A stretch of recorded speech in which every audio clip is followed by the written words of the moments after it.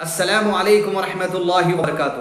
الحمد للہ رب العالمین. اعوذ باللہ من الشیطان الرجیم. وقل جاء الحق وزهق الباطل ان الباطل كان زهوقا. حق آ گیا ہے اور باطل مٹ چکا ہے اور باطل ہے ہی مٹنے کے لیے.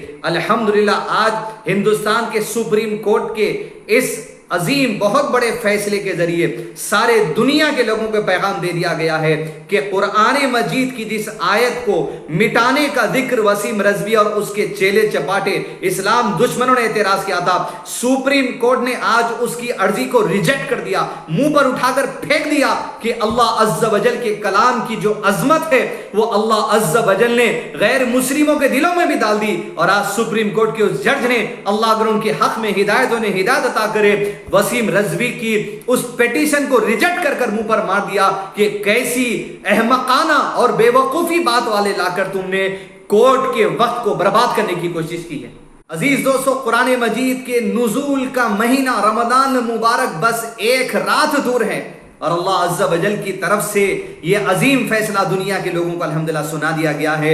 اور اللہ عز و جل کا یہ کلام جس کے نزول کا مہینہ آج ہمارے پاس ہے، عزیز دوستو اس سے رشتے کو جوڑ لیجئے، غیر مسلموں کو پہنچائیے محبت کے ساتھ، زبردستی نہیں کر ہر زبان میں ترجمے موجود ہے، خود بھی پڑھیں. زندگی کا مقصد واضح ہوگا، آخرت کا مقصد واضح ہوگا، زندگی کے مسائل معلوم ہوں گے کہ عقیدہ کیا ہوتا ہے، معاملات داری کیسی ہوگی، شادی بیاہ، لین دین، گفتگو، تجارت، سیاست، دوستی، دشمنی، ہر گھریلو کاروبار، چھوٹی باتیں، بڑی باتیں، ہر چیز اللہ عز و جل بندوں کے لیے کیا چاہتا ہے قرآن مجید دے دی گئی. اور اس قرآن مجید کے ہر معاملے کو عمل کہہ کر آپ صلی اللہ علیہ وسلم نے امت کو بتا دیا گویا زندگی گزارنے کا سب سے بہترین نظام، سب سے بہترین سسٹم یہ اللہ کی کتاب ہے قرآن مجید. اللہ نے واضح طور پر ارشاد فرما دیا قرآن مجید کے اندر، اِنَّا نَحْنُ نَزَّلْنَا الذِّكْرَ وَإِنَّا لَهُ لَحَافِظُونَ. میں نے اس قرآن کو نازل کیا ہے اور میں ہی اس قرآن مجید کی حفاظت کروں گا.